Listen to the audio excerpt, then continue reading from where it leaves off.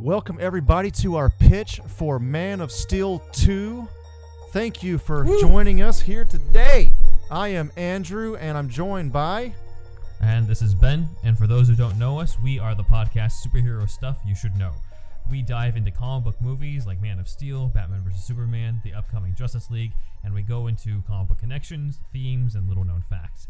Given our knowledge of these movies and these characters, we thought it'd be fun to share how we'd picture the next Superman solo movie going. So let's get right into it, okay? Okay, so this is a Man of Steel sequel. We want to have the same cast. We'd bring Henry Cavill in again. My man Hank. Amy Adams. First I've heard of him referred that way. Hank Cavill. We're putting him back in. Larry Fishburne. Larry Fish. Russell Crowe. Everybody. Sorry, Michael Shannon, but you died. Anyway. He did. He did. And the suit would be pretty much similar to what we saw in Man of Steel already. So we're going to keep all those things, okay? We will not be bringing back Lex Luthor. He's been overdone, as people have complained anyway. We want to bring a Superman villain that no one has done before for live action. In the first act of this movie, it starts out with Clark sort of wrestling internally with what his father Jor-El told him in Man of Steel.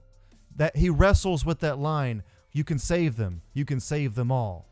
Superman, Clark Kent, he wonders to himself, what did he really mean by this? Am I crazy? Why do I keep thinking of this? Why can I not get this out of my head?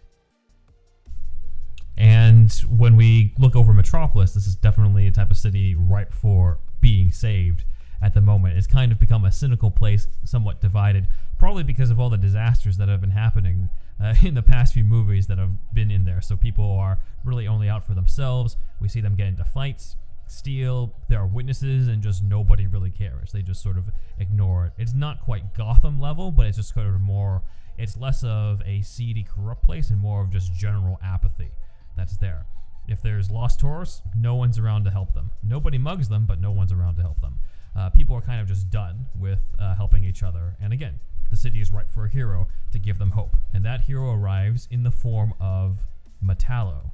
That's right, everybody. Metallo. Metallo is introduced as the Man of Tomorrow. So who would be Metallo in this version, Andrew? Who would be Metallo in this version? Maybe a John Hamm type. Perhaps a Sam Rockwell. We don't have that particularly planned out at the moment, but somebody that is kind of Superman-like. As Ben has told me before, Snyder was rumored to have wanted Metallo in Batman vs. Superman, even so far as there have been concept designs leaked online. Who is Metallo when it comes to this version of Man of Tomorrow? Often in the animated series and other, even some comics, Metallo is often used as a thug for Lex Luthor, but we kind of want to reimagine him, make him more of his own villain, kind of like how after years of Bane kind of being sort of just a thug, Nolan kind of elevated him back to being main villain status in Nightfall. We want to do a similar thing with Metallo here. Part of the plot is simply finding out who he is, and that's going to involve both Clark and Lois Lane working together at the Daily Planet to investigate who is Metallo, why was he created, what's going on here.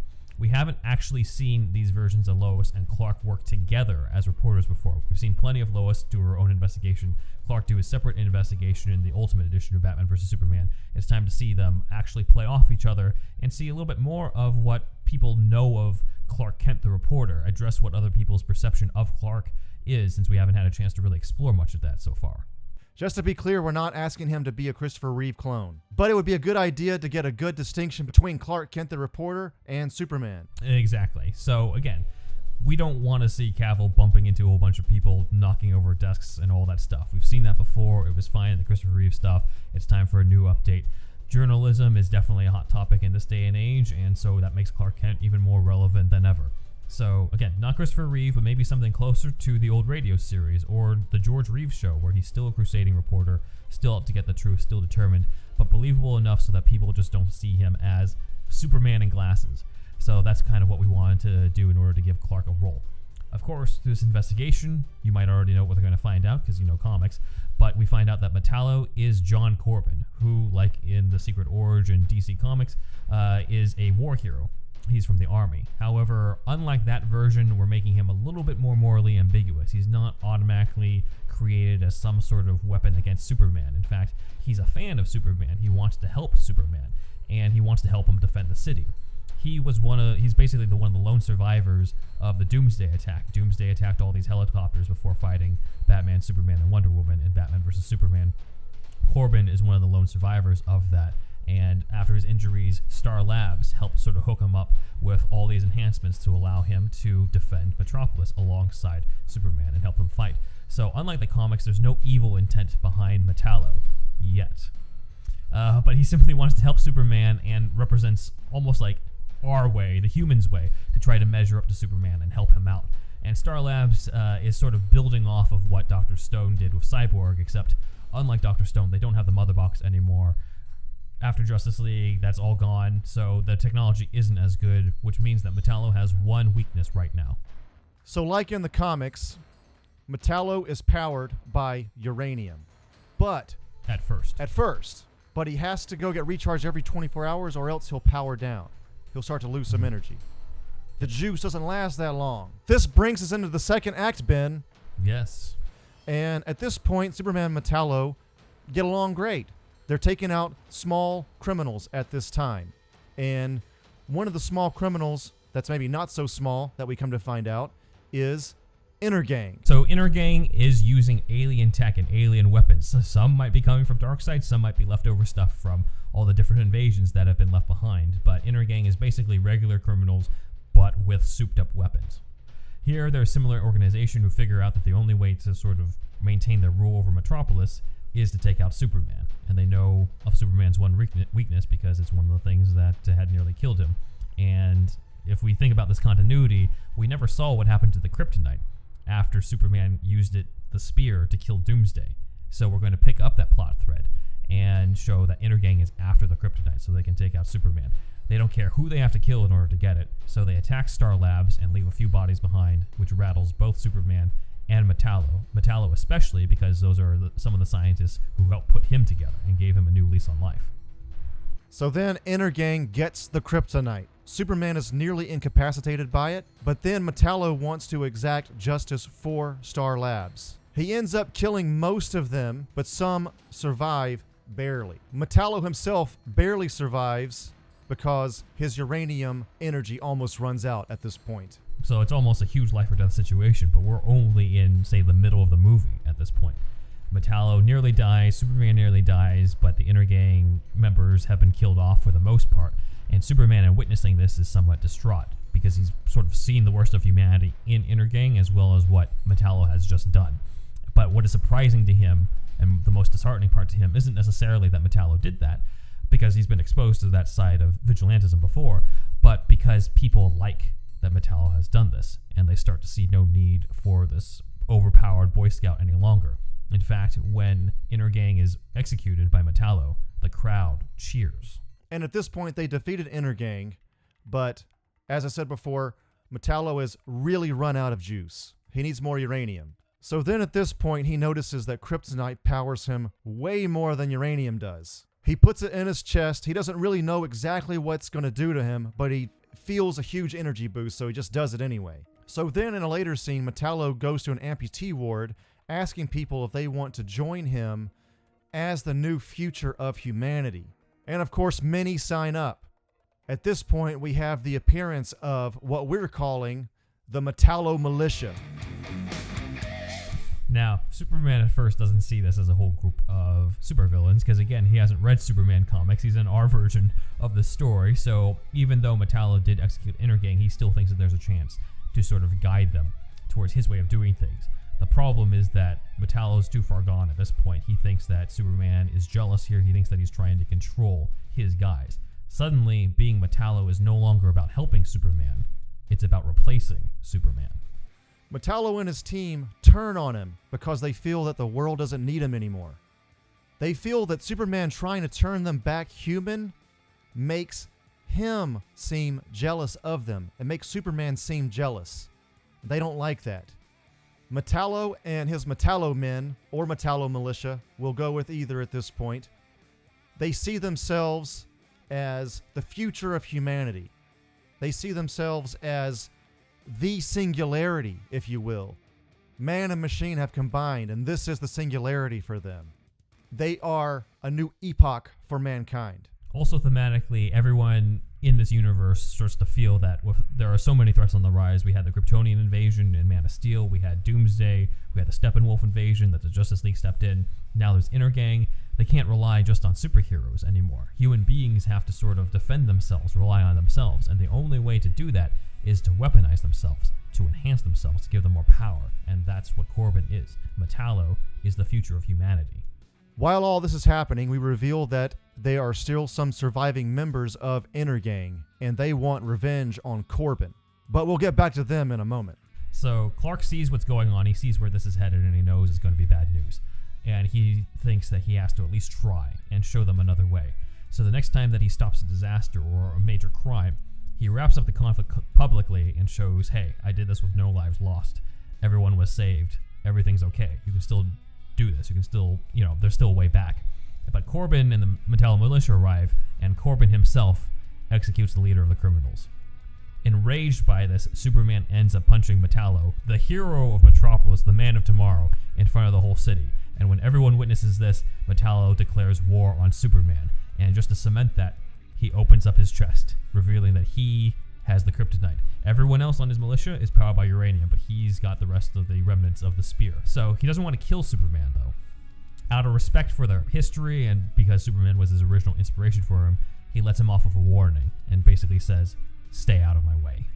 So Metropolis is divided in who they're rooting for. A lot of people still have loyalty to Superman, like the people at the Daily Planet, but other people see that Metallo is the way of the future, that, they need somebody who's willing to take out the trash, so to speak, on it, and this is the future of how they're going to defend themselves, and so they side with Metallo as well. All of Metropolis is probably more divided than ever, and Superman goes home to Lois, and even she's worried.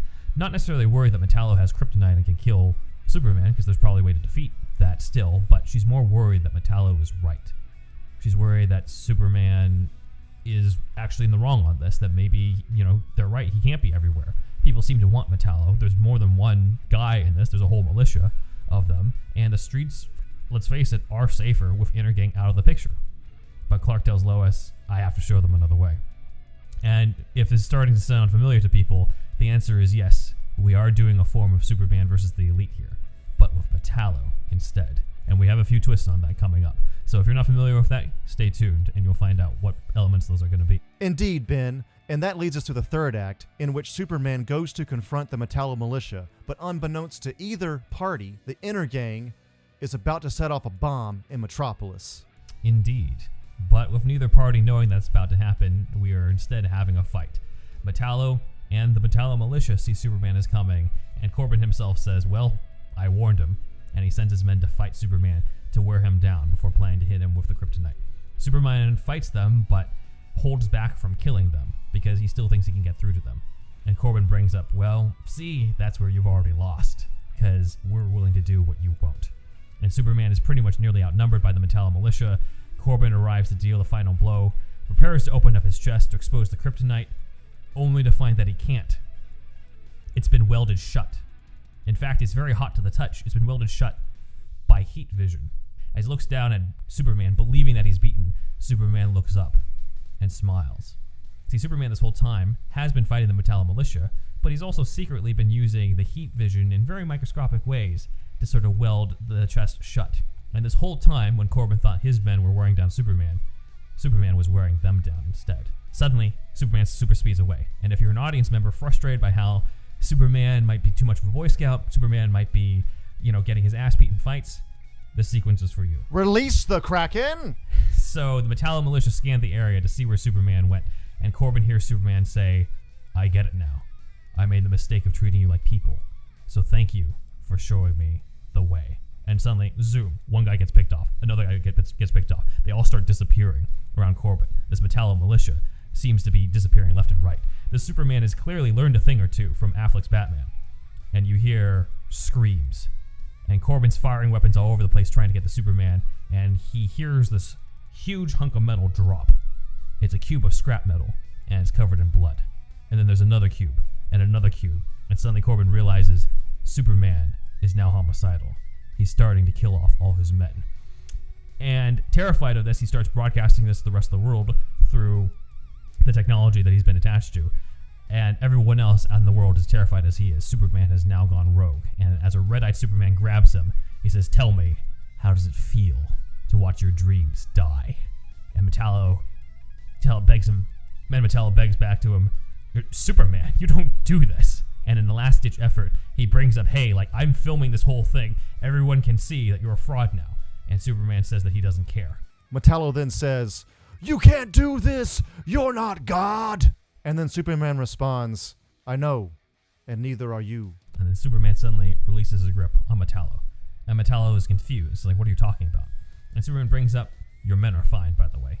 All it took was a few pieces of scrap metal and some fake blood enough to spook you." And he super speeds away and he brings back all the Metallo militia. Because honestly, you didn't think that we were really going to have Superman turn into a homicidal maniac in this, did you? So all of them are now in pain, but all of them are alive. And he brings up that he was showing Metallo just a taste of what they could become when they're out of control. That everyone thinks Superman, or being Superman, is about flying. It's about super strength. It's about heat vision. It's about all the powers. It's not about power. Being a hero isn't about power. It's about setting the example. And making it about power, like what Metallo and the Metallo militia are going to do, is just setting up humanity for a never-ending arms race, a cycle of violence. The entire Metallo militia hears this from Superman, including Corbin, and he slowly turns them to his side. So, yes, we basically just did Superman versus the Elite with Metallo, but we're not done with this movie.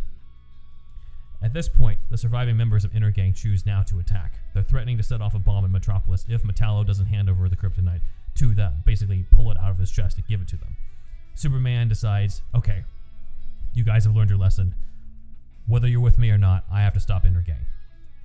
And he flies off, and as he's flying, he thinks that he's alone, and he's used to that, until he hears a noise behind him, and he turns around, and he sees that the Metallo men are behind him. And this time, it's Superman with all the Metallo militia going up against Inner Gang, and he's leading them into the fight. So, together, they all help clear out the civilians in that surrounding area. Lois is there with Perry and probably Jenny. All the Daily Planet people are there to cover the story. Corbin and Superman work together to stop Inner Gang. When it comes to taking care of the bomb, they're left with a choice, because you still have remaining survivors, and you have the bomb. Corbin knows Superman has super speed. Superman is the only one fast enough to save these hostages. So he tells Superman to save the people, and he's got it from here. And he grabs the bomb, and before Superman can object, Metallo goes off and blows up with the bomb, sacrificing himself and saving everyone. Because as Superman had told him, it's not about the power. It's about setting the example. And Metallo dies being the hero that he had always wanted to be. The Metallo men make an agreement to de-robotify with Star Labs, but they are able to keep the enhanced prosthetics. They just lose the powers. However, one of them keeps the enhancement so he can help out Superman from time to time. It is revealed that his name is John Henry Irons, a.k.a. Steel. And not the Shaq version. So then we lead into the epilogue of the film. And I'm sorry, Lois, but we've already heard you write. We already heard some of your pieces in some of the other films and stuff like that. I think it's time for us to hear how Clark writes for the Daily Planet. So at this point, the narration is Clark narrating a piece that he's written for the Daily Planet. The title of this piece is Man of Tomorrow. And in this, we're going to kind of really basically spell out the meaning of the whole thing. Clark writes, the Man of Tomorrow wasn't Metallo. It's not even Superman. The Man of Tomorrow is mankind itself. Superman is just the light to show the way, as Brando's Jor-El said. And with this, we complete Superman's character arc because he learns what his father was saying, what Russell Crowe Jor-El was saying, what he was wrestling with in the beginning of the film whenever he said, you can save them all. You see, it's not about saving them physically. That's what he thought at first. He thought it was a physically saving people, but that's not what it is. The symbol on his chest, you save people by hope, and I kind of see Superman as like a turning point for mankind. It's not about being the person who solves everyone's problems. It's about inspiring people with the strength to solve their own. And so we end with a montage as a bookend with Metropolis, and now people are more unified. The people who are apathetic are now helping each other out. There are now people helping out the tourists. The people who were at odds before are now working together and helping each other. And this is sort of, it's not going to be perfect. It's not a utopia. We don't want to make it too cheesy or schmaltzy, but it is the beginning of a new dawn and a new hope brought about because of Clark, brought about by Superman. And it shows that the real man of tomorrow is us. And that's pretty much the end of the movie, but we wanted to go over some of the thematic elements here, just a little extra as part of our pitch. So, personally, I see Superman as sort of related to Star Trek, actually, as far as Star Trek is what's known as positive sci-fi by some people, and I see Superman as that too. He is sci-fi. There's aliens, there's spaceships, and things like that. But it's not negative like maybe The Matrix is or something like that. This is positive sci-fi. We see the future as something that could be bright if we just think of it that way. And another influence I have for this is 2001. Superman is almost like the monolith that changes the early apes in that film. In this, Superman is almost kind of a monolith in some way. Like Superman changes humanity for the better. It's a turning point. I know this is a big theme, but I think Superman can handle it as a character. So we kind of view this, since it's named Man of Tomorrow, that Superman sort of starts a chain reaction in humanity. And it's a change for the good. It's a change for positivity overall. Indirectly, maybe, because it's a symbol. It's all about the symbol of hope, but it's there. It's just that powerful. It's also a meta commentary in a way for a couple things. A lot of it is because of people's skepticism today about whether Superman is relevant. You always hear like, oh, he's boring. He's all about his powers. And we give him a story that makes him more relatable or talks about that very issue on it. Metallo is kind of the example of the cool hero of today that a lot of people would almost rather root for, and we sort of give Superman a nice way to take that power back in a way without really using a lot of his own power physically, but more about using the power of his own compassion, the power of his own character, just to see why Superman is still relevant. Of course, we're drawing a lot from what Joe Kelly did with Superman versus the Elite movie, as well as the comic it was based on, What's So Funny About Truth, Justice, and the American Way, and that's why we sort of liberally borrowed some parts from it, but combined it with Metallo because of the fact that Metallo is a bigger Superman villain, as well as somebody who is probably more fits better into the universe that we've already seen, as opposed to a telepathic British dude.